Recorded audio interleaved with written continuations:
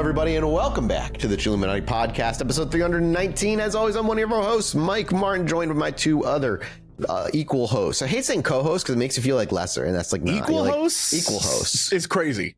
My boys. My boys. My boy host, my friend host. My boy host is not the way I should have said that. These other guys here. The only boy host is Jesse. Jesse is a boy host. Thank you. You're welcome. Thank you. What am I? I'm a little dirty boy. Oh my God. Do you really want to? Dirty boy. Such a meager little voice. And with that, I'm just going to say it's a Jesse episode today, everybody. And I'm going to give it to the dirty little boy to take control. Well, before we do club. that, probably someone should say something about Patreon, and then I can talk about conspiracy theory real quick, because let me tell you, I got both a COVID booster and a flu shot same day.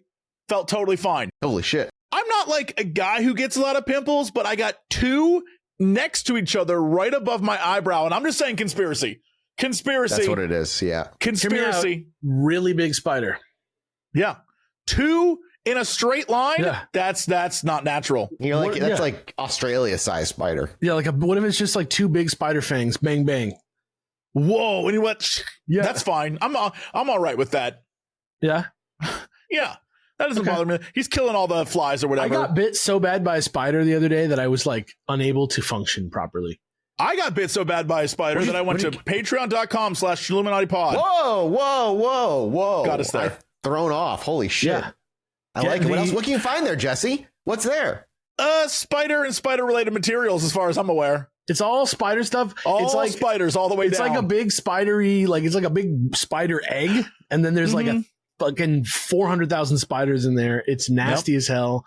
Get there as soon as you can. Super gross. You want to get wrapped up in the cocoon. It's really expensive, and all you get is a bunch of quote unquote bugs. They're not bugs, they're arachnids, but they're your arachnids. Patreon.com/ChilluminatiPod. Check it out. Pretty great. It's very bad. Yeah, go check it out. It's very bad. Please go there. Right. What a sell. Fantastic job. I guess this is like a good way to start our spooky season here at Chilluminati Pod, as the spooky season begins with Jesse. Well, gentlemen, dear listeners, you've joined us during the spookiest of seasons, and I would very much like to start us off with a proper introduction to October, with the creation of a new arm of the Chilluminati. If Alex and Mathis can do it, I can do it, and so I am. I call this the Chilluminati Society. Okay. Is it a secret society within the society? More just for storytelling. Okay. And with that, it's just a hobbyist club. Okay. I have 3 stories with which to share to set the mood this holiday season. We love to see it. All of them are very spooky, different vibes entirely, maybe connected in some way, who knows. So, submitted for the approval of the Chilluminati Society, I call this first story Morties. All right, Dean, I usually put the sound effects of fire flaring up really loudly, a little. Yes. I'm glad we all get the reference. Okay, Only good. the slightest hint of a musical sting. Yeah, very copyright-free amount. Yeah. Yes, don't get us sued. No, then you get It's fired. actually fast enough that you could probably dead ass use the real thing, but don't. Yeah. But don't. We don't want to play that game. For all of us old enough to remember the time before the internet, when kids would ride bikes till sundown and phones were only used for making calls and Blockbuster Video was not a joke. Shut out. I did 7 years in the BSI, baby. It's so cold What's in good? the B, dude. CSRs, dog. What's up? I did about 8 years in the other B, Applebee's. Oh. I thought you meant. I know what you thought I meant. I don't know what you meant. All right. I thought Halloween was scary in a lot of ways this year. Well, the rise of the internet at the time came to many people as a shock. A lot of people thought the idea of going on a computer and sending mail or looking at websites was incredibly weird. There is a very famous clip of the Today Show from 1994 where Bryant Gumbel and Katie Couric are laughing at the concept of email and seem completely baffled by it. If you can find it online, it is hilarious to look at because it's wild. They're like, I can't even believe people. Why would you do this? Computers were nerdy, man. They didn't know we were going to watch porn on it. Yeah. And most of the criticism and mockery for it is fair. Was mostly because early internet infrastructure was slow and clunky, and simply due to the nature of the web technology at the time, it highlighted all the difficulties with dial-up, because that sound that we're all pretty familiar with if you grew up in that time, or maybe having to fight over mom with when you could use the phone. Oh, yeah. Many an argument when I'm playing Warcraft 1 online with my friend Direct Connect and gets interrupted, and if she doesn't hang up fast enough, the game will be lost. Yes. Fucking bad times. But also some fun little AOL kid pages with some fun games out there. Hometown? Were you all over that? Yep, exactly. Yeah. Getting your first email, man, was it was a cool feeling. I think I've said this before. My first email is literally just my name and my birth date. I wish I knew what it was. Like, that's crazy. Literally, birth date is wild. Birth date is wild. That's like, might as well give him your last that's four. What I'm saying, dude. Yeah. I've had the same one the entire time, though. I've had the same exact SN on everything the entire time. Not me at all. Needless to say, I don't have that. That email is dead and needs to stay dead, because that's a crazy thing to do. Yeah. But, for as incredible as the technology was then, and has since become, the start was pretty jank. We can all remember back to AOL, like we were talking about, or GeoCities, or other, things that existed at the time. But there was another website, one that was even more weird and mysterious and had a lot of traffic head to it. This was, of course, Mortis.com. No idea. I am not familiar with this. If you shared the site or managed to find it on your own, it was a simple black screen with nothing but stark white text. No graphics, no loud noises, no disturbing images that were all the rage to troll your friends with in the 90s. There was nothing. Just a black screen with a login prompt. ID and password. That was it. 2 blank fields. It looked like the login for a private server, or maybe an admin portal, or some sort of operations or functional system or something. But the chilling implication of it was made immediate, because, it's Mortis.com, which the name is very weird. It's like Latin for death, right? Yeah, and there's something weird going on with it. People are like, what is this? Because it felt like you ran into something that you couldn't see, and you were kind of like on the outside looking in. Like, there's something going on, and no one knew what it was. And this is during the time where everyone's bombarding their websites with graphics that are sparkly glitter gifs of fairies and Neopets, and this stood out as weird. Dude, the story of Neopets is crazy. You know it's back up and running again now? Yeah. Well, of course it is. It's been done going. It's just... Well, it was going, and then it was bought by a company. Yeah, there was and then the company closed it down, and then the original creator bought the rights back, and then got a little team together and relaunched it. And it's just like, that game is still going. And we've covered some of that, where we had the weird Neopets, the glitter mystery. The glitter PNG business. Yeah. So at this time, most people are doing things through AOL or GeoCities or some hosting thing. If you're making your own web page, it means you kind of know what you're doing. And obviously, with the name Mortis.com, it must have meant something, right? So, of course, this turns into a conspiracy, and people are flocking to this page, thinking what the hell could this be? It becomes sort of like one of the first, is it a cult? Is it a dark web thing? People are very interested at the time. But the real scary thought that the more internet savvy people had was that maybe if you're visiting this site and trying to log in via a random password, or you're just goofing around, maybe the owner of the site knew that you were there, and the site was sort of logging watching every desperate, IPs? Curious person. An IP log, yeah. Mm-hmm. And even though you were never invited inside, they were now gathering information on you, everyone watching from the gate. The site, of course, became an obsession among early internet sleuths, because it was kind of this ultimate unsolved mystery. It wasn't a game you could actually win. It wasn't a wall you could actually scale. It was this kind of thing that existed.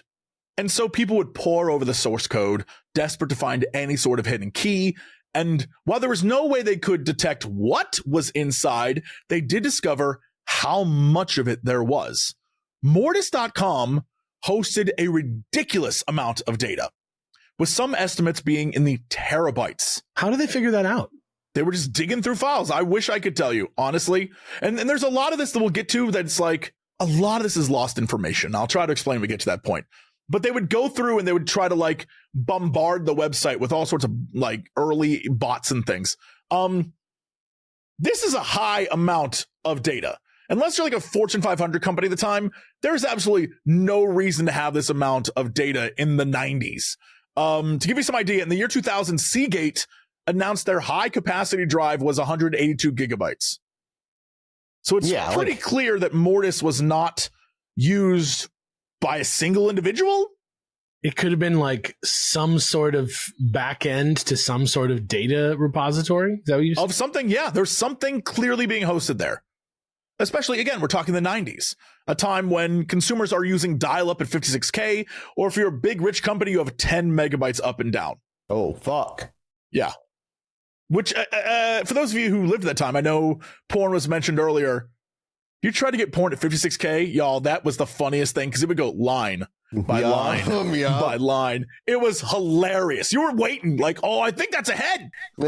Dude. And most of them were really loading your computer up with Trojan viruses. Oh, yeah. Most websites, the pop-ups. Oh, I ruined a couple family computers in my youth. And again, the name Mortis is doing a lot of the heavy lifting here, because not only is it a website filled with tons of data that you can't access, the name implies a darker purpose. And because you can't get to it, again, bigger and crazier conspiracy theories, people thinking maybe this is something truly clandestine. Maybe there's like something going on here. And when the hacker portion of the internet finally showed up, they tried to brute force their way in. They were bombarding the login with millions of passwords and ID combos, and still they could not get in. And because of this, the website's popularity grew more and more, and more people became interested in what was going on, which inevitably led to people posting for clout, saying, oh, I hacked it, and oh, I got inside, and I found all these things inside. None of it is verifiable. None of it. Yeah, all the old forums days. There's forums for everything. I'm sure you were on a few as a kid. I was on a couple of them. Of course. Shout out Unfiction. The ARG thankfully, forum. We don't have that problem where people just make stuff up on the internet anymore. Shout out something awful. The only real verifiable clues were that the website was registered under someone named Thomas Ling. This person's alias, whatever, was connected to 20 other websites registered under the same name, hosted by a company located in Philadelphia, which only led to more questions. Because one website said Thomas Ling worked as a dentist. One website was for a Thomas Ling the lawyer. One website was for a security firm. One website was for a quilt business. People would then try to reach out and contact Thomas. And basically, as far as anyone can tell, either they didn't reach him, he didn't exist, didn't want to talk to people, or was lying. Like, again, conflicting stories, early internet. People could have just been making up stuff. I don't know. One video online claimed that they found a Thomas Ling in Australia, but when they went there to go talk to him, it was an unused plot of land. What? Which I can't really confirm, but I guess that's part of the mystery. But this is like a recent, like 4-year-old video. So I don't know. At the time, people were just trying to hunt down Thomas Ling any way they could, which I'm sure pissed off some Thomas Lings out there in the world who were like, I don't know what you're talking about. What are you doing? Because they definitely went to everyone named Thomas Ling. I empathize. Do you guys remember Daddy of Five getting like in trouble? His name was Mike Martin in real life, like the vlog YouTuber. If you don't, I was forced to learn who he was. Daddy of Five was not a big part. I got to be honest. Not one of my main guys. Wasn't for me either until, he got like brought to court about like child mistreatment to his family, because basically his whole shtick is like pranking his kids. I don't know. Yikes. And I got a lot of tweets about how I'm a piece of shit father, and I was very confused for a hot minute there before I had to learn who that was. So it sucks. Yeah, there's a politician in, I think, North Carolina or South Carolina or somewhere named Michelle Morrow, who's not a good person.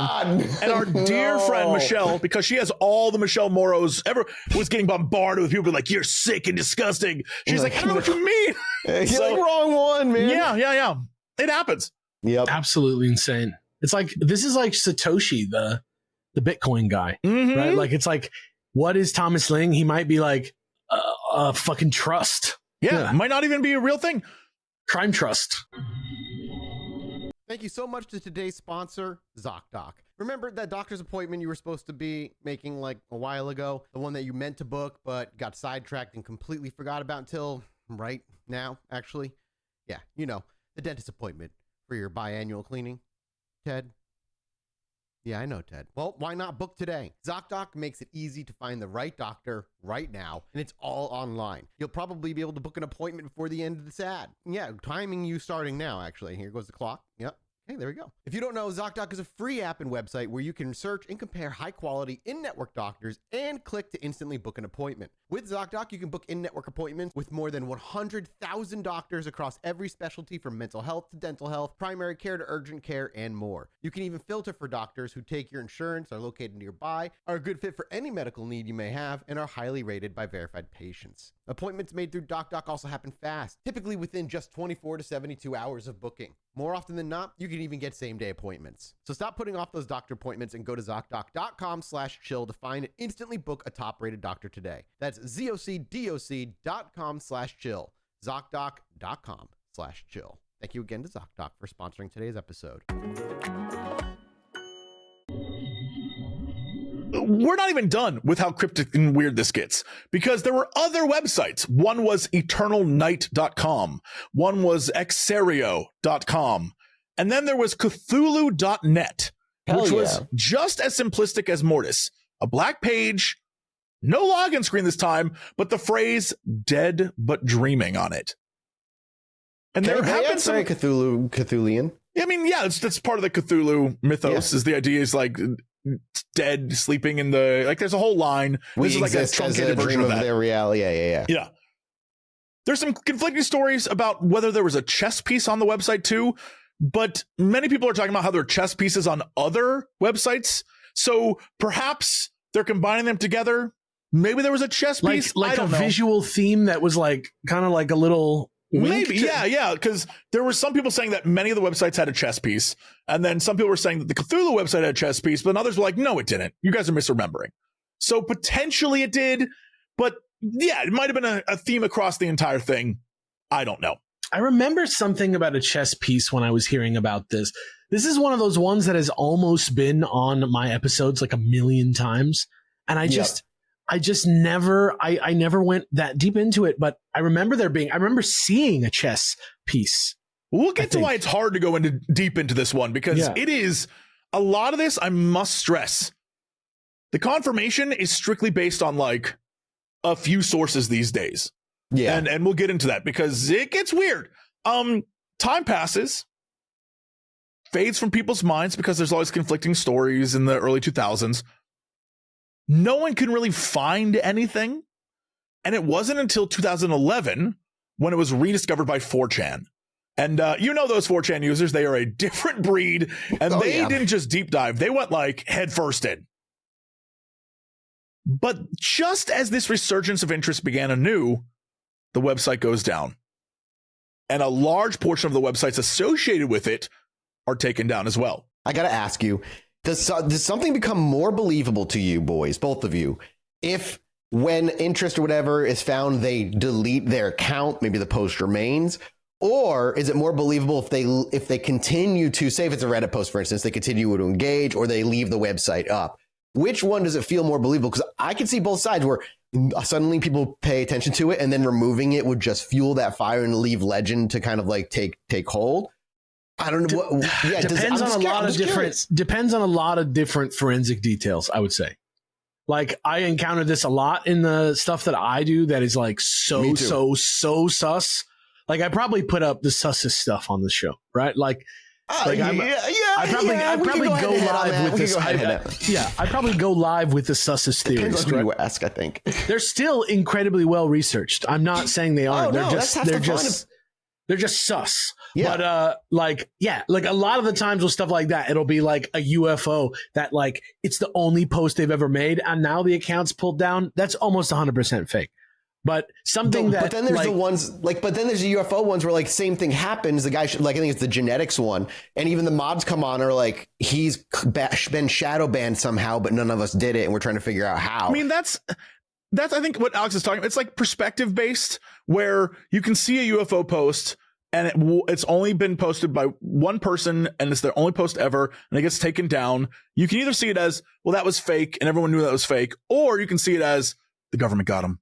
And in the context of the mods, like if I was the mod of a UFO subreddit, it would behoove me very much to like legitimize that post a little bit in that way, because it would, in fact, and I'm not trying to accuse them of this, please. No, seriously. I got you. You're doing that devil's advocate. That I'm talking necessary. about reasoning. I'm just talking about reasoning. And like, as an example, like that's something that I might consider before I thought about that. Like if it's something like, let's say this Mortis website is there and it's been there for sure for 15 years. And then all of a sudden an article comes out and it goes away and a bunch of websites associated with it go away that were clearly the result of at least thousands of dollars of networking and stuff. Like to me, that is much more interesting of a situation. That sounds like when you go to a business and the business is like up and running one day and then the next day you come back and it looks like there never was a business. That happened to me.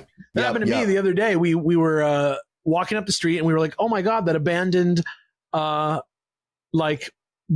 body shop is going to be turned into a tiki bar. That's so awesome. We walked by that when I was there and it was being set up on the inside. Yeah. That we were like, that's so awesome. And then like 1 week later, it was back to being how it was exactly. And we were like, whoa. All right. I don't know. Alex, do you know there's an area next to the Culver City Mall where there's, it's like a Persian rug place across from a Del Taco. Yeah, I do know exactly where that is. That Persian rug place, I drove by there and was like, oh, it's a restaurant now. There are people outside eating. And then a few days later, I drove by Persian rug place again. What? I was like, what? So what it was? So what it was like a set, like a movie thing almost, they were doing? What it almost certainly was a movie set, because that's exactly what it was. When I looked at it again, it was like established 1968 on the bar. It's like, no, it wasn't. Is it like? Okay. Same thing happened with Kelly one time. There was a bus stop as she was walking Wallace, and like all of a sudden, like there was a guy at the bus stop stands up. I think I talked about this on the show. Guy at the bus stop stands up with his hands up, and like 15 vans like roll up and pop out, and it was like Phil Coulson. It was like Agents of S.H.I.E.L.D. was filming. Like LA is a weird place for that reason. Because I bet you it's cheap to like rent a place like that for a couple days, film like indie movie, whatever you're doing, and then boom, you just kind of give it back. Yeah, that as long makes as sense. you turn it exactly back, and they're amazing at that. Like wow. Also, my uncle one time, his house, Marvel offered him a bunch of money to film Hulk in there, but they would have to destroy the house, and he was like, no. Like they were gonna like put it back and everything, but he was like, I don't want to go through that. Put it back, like build him a new home. They do. I swear to God that is how they do that shit. Like in a city street. Yeah. When they do it in a city street, they like blow up a shop and then they fix it. They take pictures and everything. What am I fucking saying? If that happens, if that feeling, if it's that big of a missing thing, that is when the bells go off in terms of like, oh shit, this is like worth writing an episode about. Well, get ready to hear the bells. So 4chan, deep diving, and then immediately all the sites go down. At this point, rumors and talk about the sites, it explodes on 4chan. I don't know what to trust here, but some people said that Thomas Ling reached out to them and said, stop trying to hack the server. And, other people said that when they asked him, what are you up to? He responded, and this is them saying, oh, we found him, by the way. No evidence, just 4chan, saying, oh, he was hosting family photos there, which that's a lot of family photos for terabytes. Mortis.com? Yeah, exactly, which is weird. Death.com? Maybe it's their last name, man. What's wild about Ling is his last name. Yeah. Oh, right, true. What's wild about it is that since 2011 and when this all went down, nearly everything except for a few of those 4chan posts and the occasional Reddit post that will pop up has been wiped from the internet. You aren't going to find it in the Wayback Machine. If you go there right now and look up mortis.com, I swear to God, it says, sorry, this website has been excluded from the Wayback Machine, which is something I didn't even know you could do. Wow. Oh, you 100% can. It's a DNS. It's like, you're done. Like, no, if you go there. Which is crazy. I was like, oh, weird. Another interesting theory comes from the YouTube channel Barely Sociable, which has a video about this. Great channel. And it says that the original source code investigations found a code for an embedded media player. Again, this is based on 4chan posts. No other evidence other than 4chan posts. An embedded media player in the source code to play media back alphabet using tech. At the time, the search led to emails linked to the site, which then linked to various groups of emails associated with it, and they tracked them all down. And I guess the way he describes it, and I'll see if I can summarize it because it's really techie, but basically, when you find the emails, you can track those emails to various groups online the emails are associated with. And then through those sites, which are much less secure because we're talking about like hacker dudes here, they can see what these emails were interacting with. And what you would find out is that basically they were being connected to downloading videos. And an example that is used in Barely Sociable, which is kind of like, I think the thesis at the end of the video for him solving it in his words, is that in 2011, 4chan claimed that one of the files downloaded was Drive Crazy 3BDB25 Par 2, which sounds like gibberish unless you were illegally downloading movies at the time. That's the Nicolas Cage movie, right? In which that's the Nick Cage movie from 2011, Drive Angry, which came out in February. And the 4chan post of all this started in September. So it does possibly line up. So what Barely Sociable saying is that Thomas Ling or whoever was doing this was basically downloading and hosting illegal movies to play online for friends, family, whatever.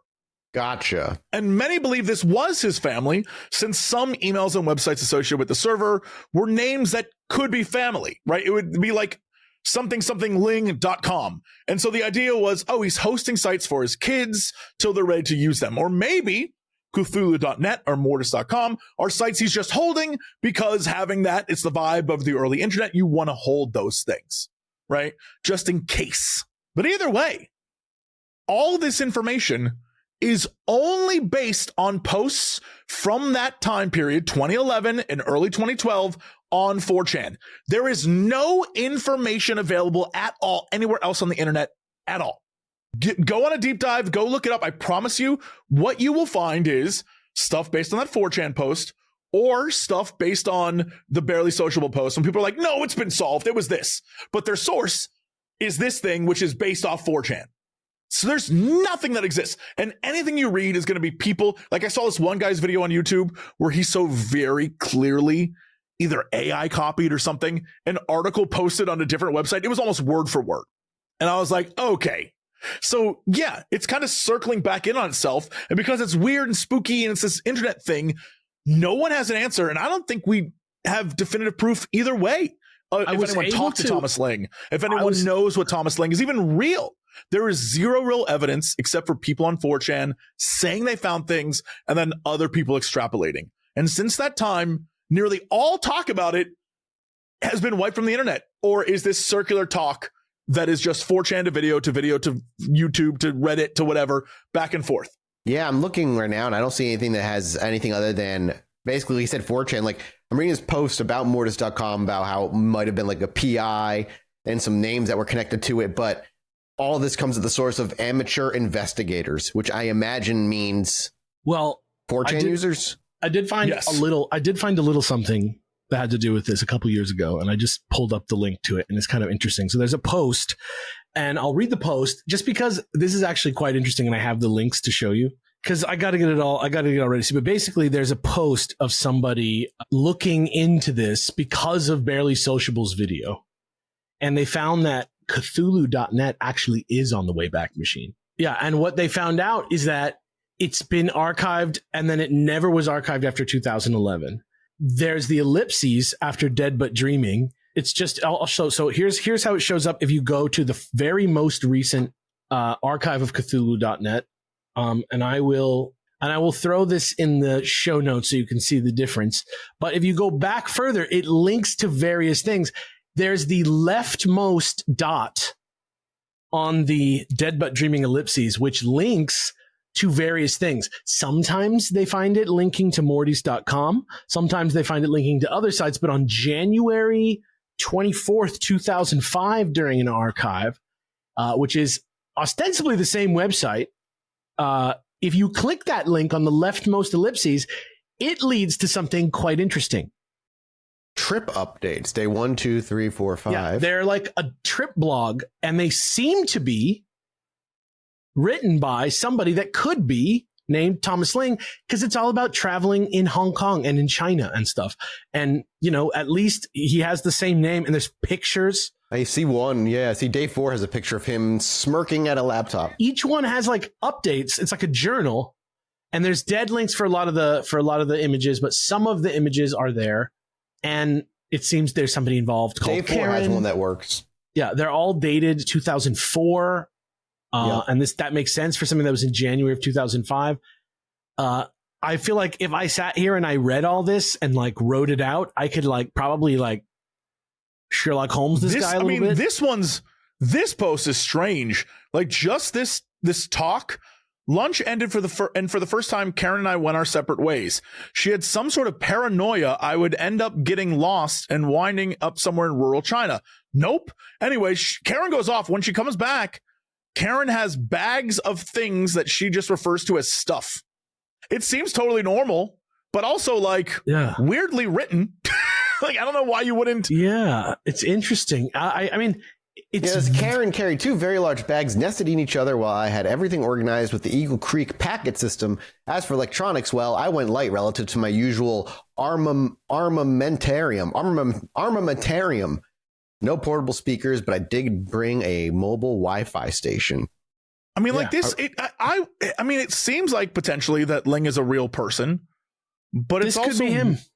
Yeah. I mean, the whole thing's strange and no one has answers, and it very much could be a guy just doing a thing and hosting movies for his family. Like that's my bad. It's actually a trip to Thailand. If you read the first one, I didn't read the first one. Gotcha. Yeah. But they go through Hong Kong and through the Hong Kong airport. But then again, the fact that you have to go to Cthulhu.net, click a little dot, and then it leads to a series of images. It feels like he's like a quirky guy, and then he hides like little ways in his little websites to people. Then he sends different websites to different people, kind of thing. Like if you go back all the way back to 2001 through 2011 on the Cthulhu.net it's a completely different site. Yeah. There's a lot of there's a lot of different snapshots of it in different forms, and I wish I could see what some of them are, but like there's looks an image, and maybe that's what they were talking about with the chess piece. Maybe that was there. Could be. There's like a weird like image text of it, and you can actually like scroll through them on Archive if you know how to do it up at the top, and you can see. I don't know what Ruffle is. That's like probably some old plugin. But it looks like it has a scroll bar. Yeah, at some point, if you go to, I just lost it. One of the later ones, the ellipses, if you click, it takes you to Mortis. Yeah, exactly. Like, depending on which version of it you're on, it actually does lead to different links. And then, so the first time it has that look is in May of 2004, but it's not, there's nothing...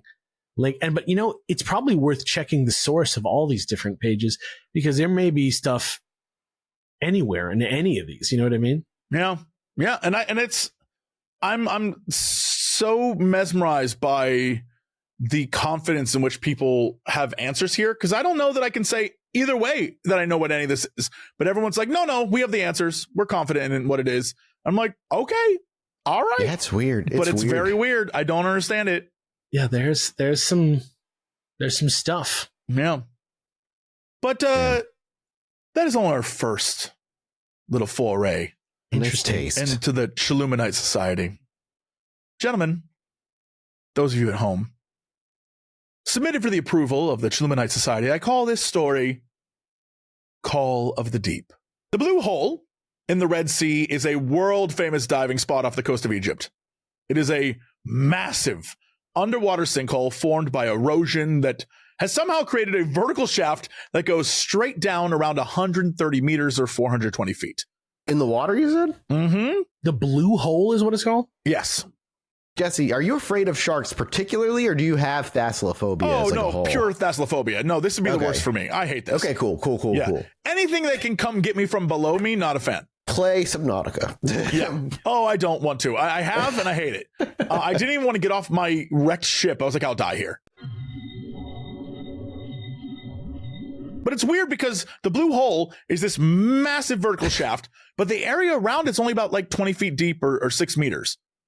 The reason people go there is because not only is it unique and a diver's dream, but also it features some amazing locales like the Arch, which is a submerged tunnel about 55 meters down, which connects the hole to this open sea passage that leads outside to an outside wall that drops to roughly 1,000 meters or 3,300 feet straight down.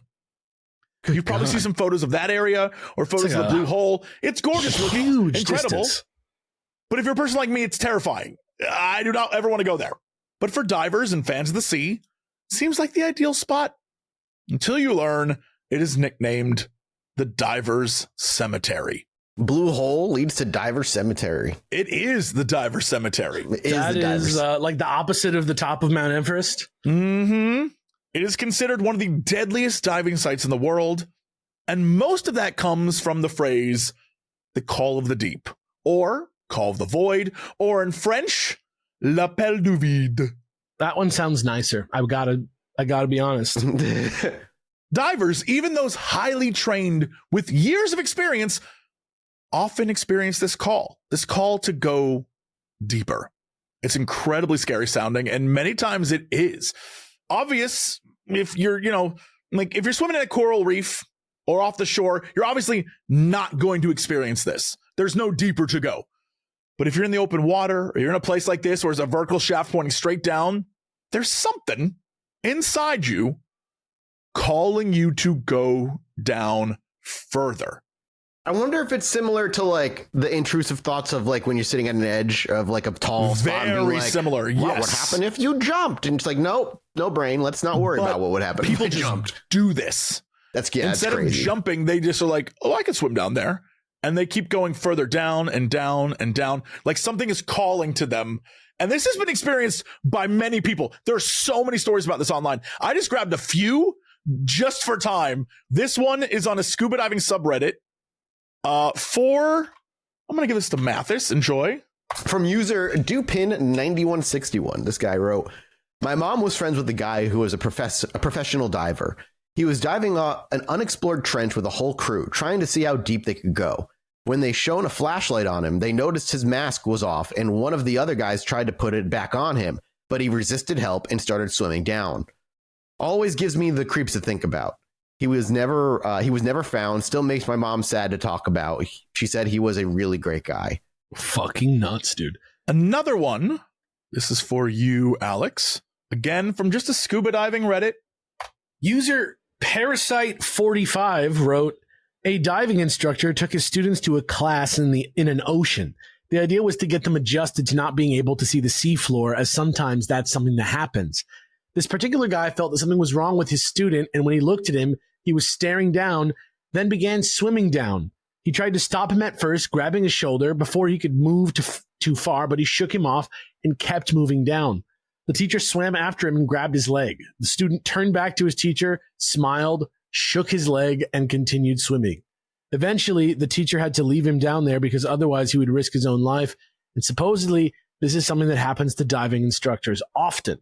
And speaking specifically of the blue hole, there are so many Reddit posts on the various, Reddit sides of, underwater exploration, scuba diving, even horror stories, where basically like this happens there all the time. There's even, I don't recommend looking it up, but there's a very famous story about a guy who went down, disappeared. When they found his body, he was very dead, but he had a camera on him. They brought the camera to the surface.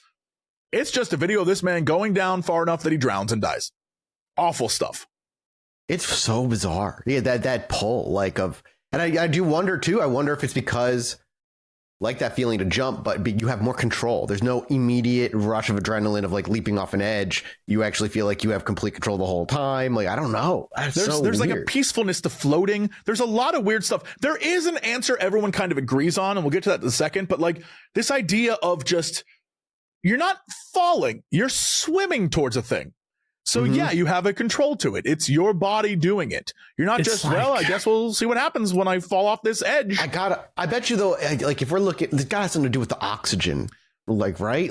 Yes. The only common factor I could say is that oxygen isn't being enough, or it's like making it's called gloopy. nitrogen narcosis. Narcosis, yes.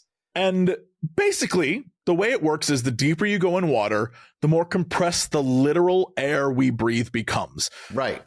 Because you have a shelf of water. It's physical matter. It is on top of you, pressing down the whole time. Right. Like the closer you get to the core of the earth, the more the pressure becomes.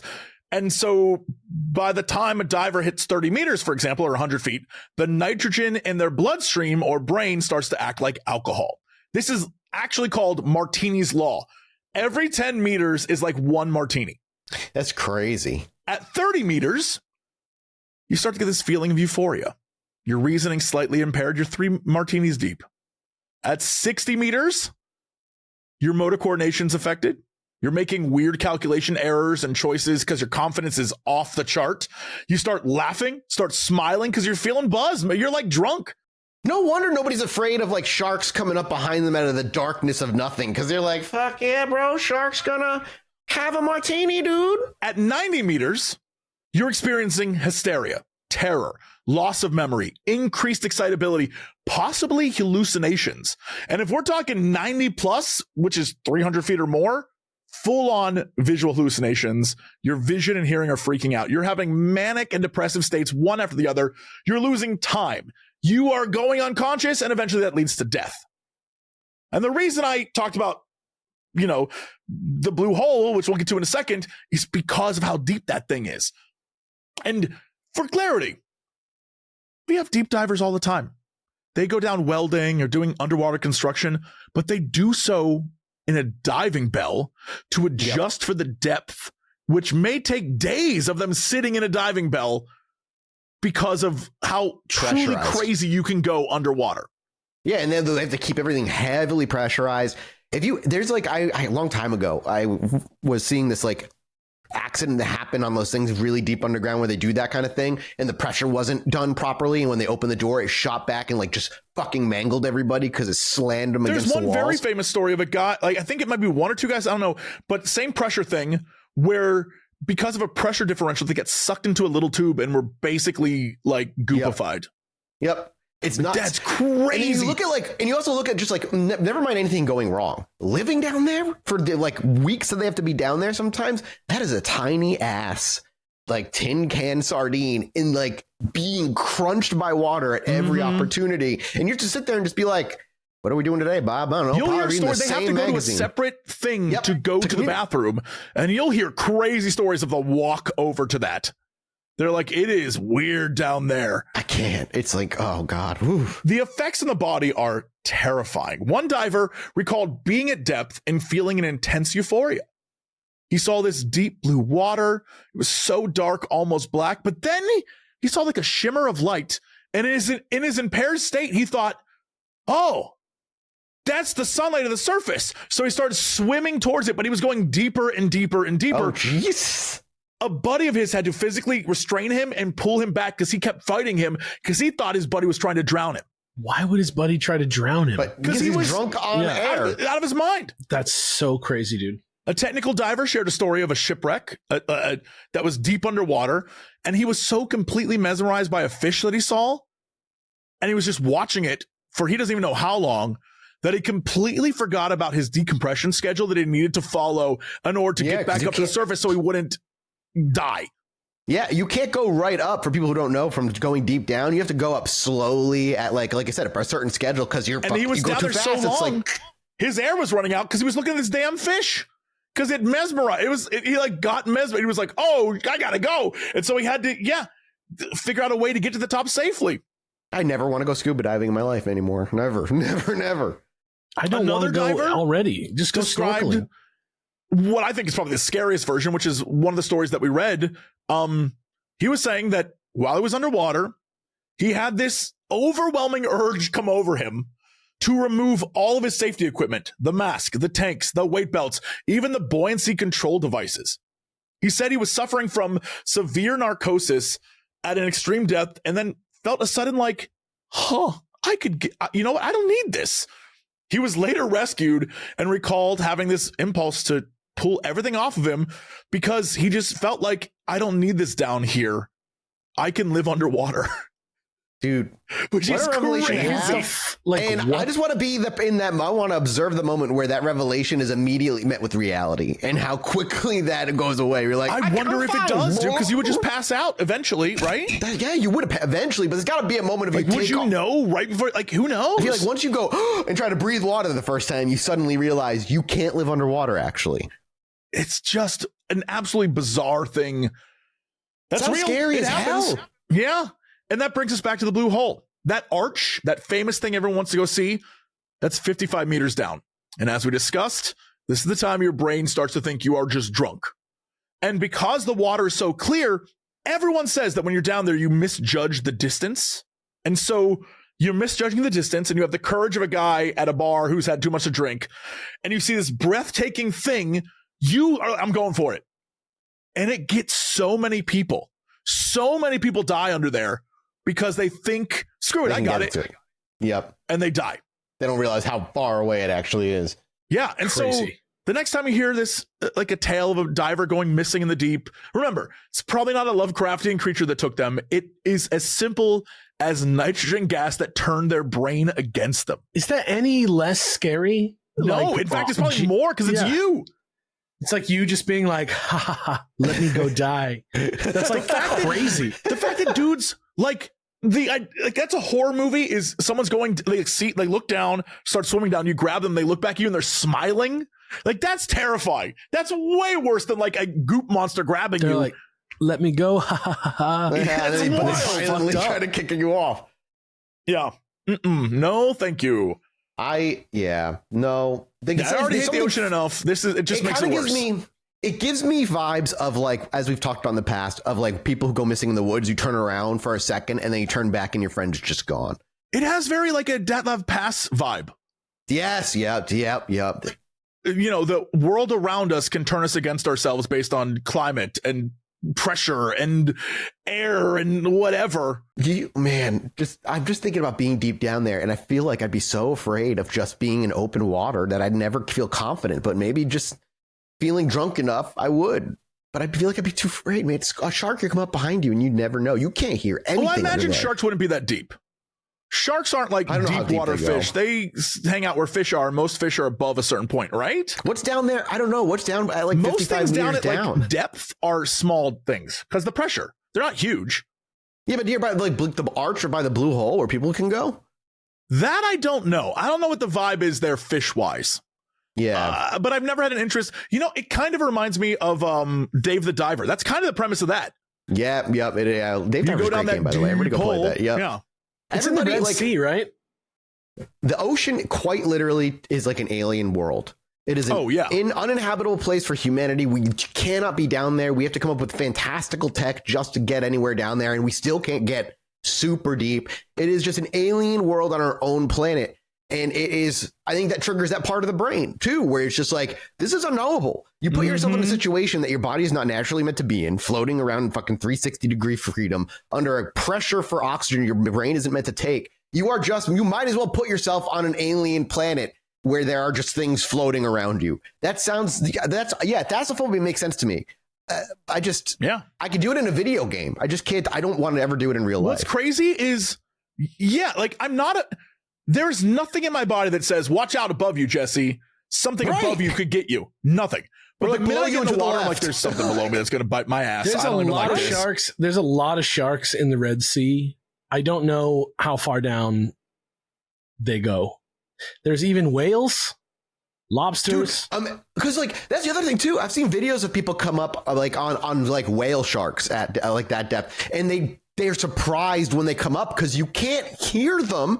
Right. And they're huge, enormous. And you just they're nice though. They're nice though, right? Oh yeah, whale sharks are great. They're like super, like they'll spit you out if they accidentally have you in their mouth. They just want to eat plankton. Yeah. But they're so big. I feel like that scale alone would be a jump scare that would fuck me up. There was a like one of those VR demos they had, and it was, a lot of them are designed to be scary on purpose. This was just like you're underwater experiencing a shipwreck. But at one point, Literally, if you're just focusing one direction, you will miss the fact that a whale comes up behind you. And if you turn around, there's an eye like right in your face. No, dude, that was the worst experience I've ever had. I was like, nope. It was so hyper. I know exactly what you're talking about, and that was such cool. It was such a hyper realistic eyeball looking at you because you just like you're looking at the treasure chest and you don't hear it, and you're just like, oh, what? Oh, fuck. And that's in VR. In real life, where you have less control, I can pull the VR headset off. If I pulled off my mask, I am dead like all those dudes. Yeah, you would be. You'd be done. Yeah, dead like all those dudes. But gentlemen, our final tale. Oh, yes. Submitted for the approval of the Chilluminati Society. Approved. Rubber stamp it. I call this story Neues Rathaus. Do we, instead of throw sand in the fire, do we throw ungrinded nugs into the fire? Yes. We're all gone by now. Just throw Keef into the fire. It's Keef. It's just bags of Keef into the fire. Completely gone. It's like that news reporter who's by that like cop thing where they're like burning a bunch of drug evidence. And he's like, woo!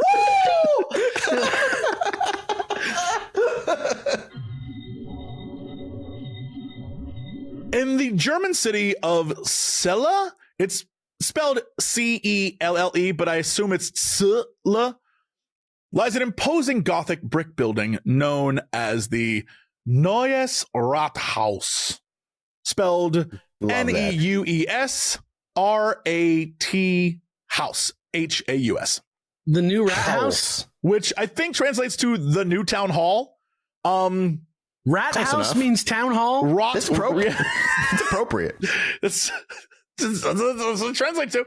Rat house, I'm telling you, dude. Rat house. It's like cartoonishly the German for rat house, like rat house. That's fucking hilarious. Rat house. The mystery, and dare I say, a real horror story for today. This is what I wanted to leave you all on. Okay. Ooh, spook me. Is indisputable history for this town. This is real stuff with like some really crazy stuff going on. Just a few kilometers from Celle is the Bergen-Belsen concentration camp. And in April 1945, in the final days of the war, a train carrying thousands of prisoners stopped in this town. Just so happened, Allied bombs hit a nearby ammunition train, and all the prisoners saw this as their chance to flee. What happened next is known as the Celle Massacre. SS guards, Gestapo, local Nazi party members, even some civilians hunted down and executed these prisoners, as many as they could find. We're talking hundreds. Ugh. The barracks, this Neues Rathaus, was used to detain those who were not killed outright. We're talking blood-soaked ground here. It was nasty. But the most disturbing secrets lie beneath the ground and the barracks. When English and American forces finally took the city, they discovered they had 5 stories above ground to look through, but more crucially, 5 stories below.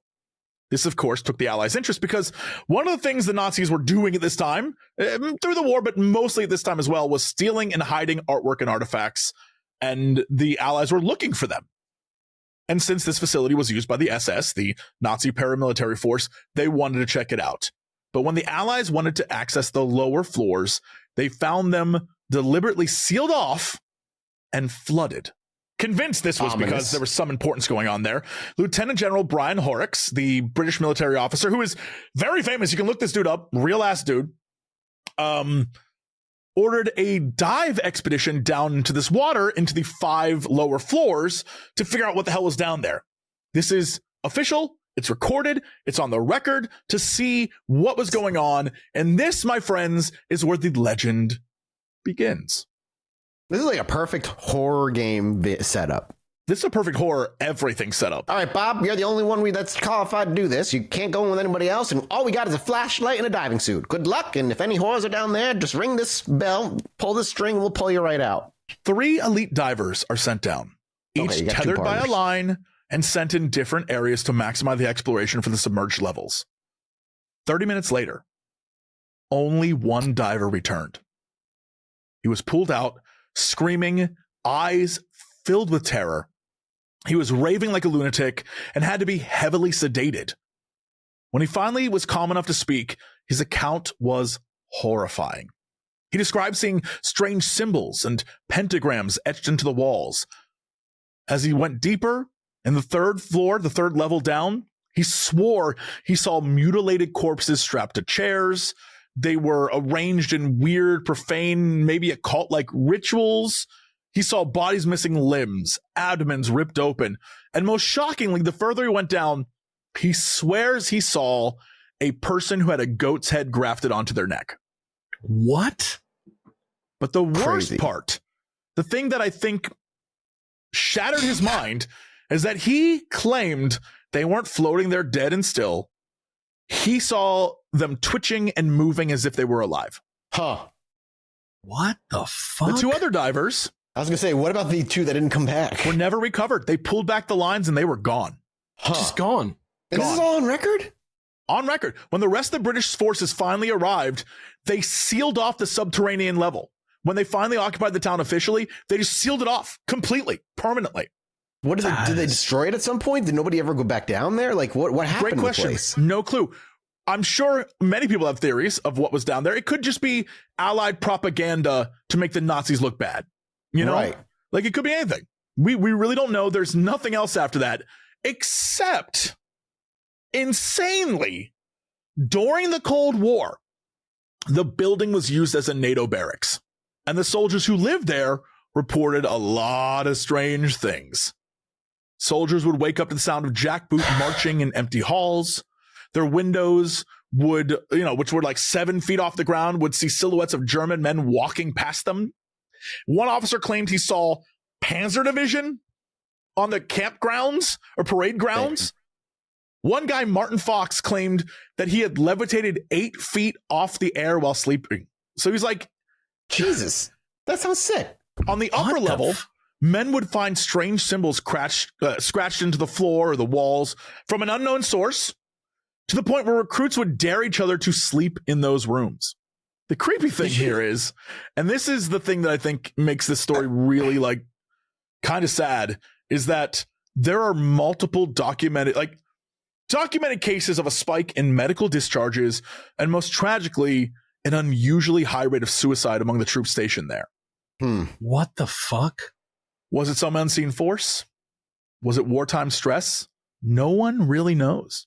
But the information, it's there. It's online. You can look it up. This isn't like a weird guy tells weird story kind of thing. Like, there was something going on in this place. It is very much known for this. To this day, I don't know if anyone's ever tried to get down there. I couldn't even tell you. Yeah, I'm curious. I'm so curious. It seemed like the British soldiers sealed it off permanently from the world. Oh, that's interesting. I don't know if I ever said this, but the house I grew up in the basement on the walls from the previous tenants had a pentagram, shit that said 666, gateway to hell. It was in like a part of the basement. Nothing ever happened down there. I mean, there's sometimes, like, again, this could be a story crafted by the Allies to get people to like hate the Germans even more. Like, it's possible. It could be like the Thule Society type, like you're like basically writing a Hellboy story, basically. Yeah, it very much could be. But it's one of those things where there's no evidence to say it wasn't, because they sealed it off. Yeah, that's interesting. Yep, and incredibly weird. And I felt we should end with that. What was that movie? Wasn't there a movie kind of like that with Wyatt Russell in there? There's definitely like a zombie movie that's Nazi based for sure. Yeah, something like that. Yeah. Is there? I'm pretty sure there is. It's like oh man, what's that called? There's definitely a zombie Nazi movie. It's called like Overlord or something. Yes, Operation Overlord or something like that. Which was, by the way, supposed to be in the that one Cloverfield universe. Oh, really? Okay. But I don't know how. I can't explain why, but it was supposed to be. This was going to be like a Cloverfield film? Yeah, it was. I'm sure there's an article online. You could look it up and see why. I don't know why, but it was. That was like announced at a Super Bowl and then released on Netflix like the next day or something. That was actually a Cloverfield movie. Yeah, we should watch that on Rotten Popcorn at some point. Yeah, honestly, the Cloverfield Lane, that's a great movie except for the last 5 minutes. 10 Cloverfield Lane. I liked that movie. Was awesome. Yeah, I liked it a lot. John Goodman carrying that on his back. That man is great. we got to go do a mini-sode. Thank you so much, Jesse, for starting us off in the spooky month. And I'm like fascinated with the Mortis stuff even further. And this rat house thing, I'm curious if anybody has any knowledge about that shit, whether you live near it or you know people who like worked in that area. I'd love to know. Even if it's not sexy, even if it's like, that's a lie, I would like to just know. Yeah, I would just like to know. That is interesting as shit. Yep. Is it still there? Is that the idea? Yeah, I mean, you can look up photos of it. It is a red bricked kind of gothic-y looking giant barracks. All right. Yeah, if anybody out there has any connection, I'd love to know if there's any truth or the rumors persist still. I'm curious. Oh, definitely the rumors persist. You can look up articles from this year on it still.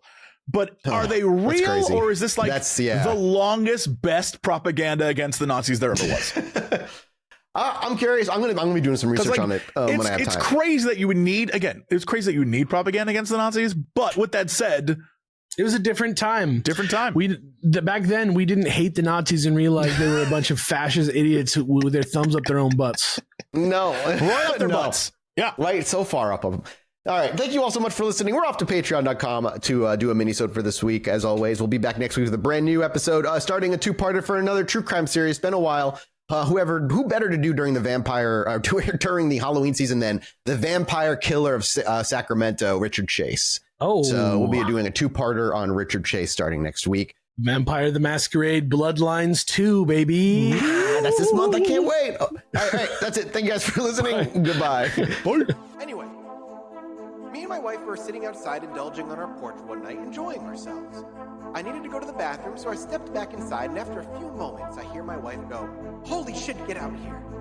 So I quickly dash back outside, and she's looking up at the sky in awe. I look up too, and there's a perfect line of dozen lights traveling across the sky.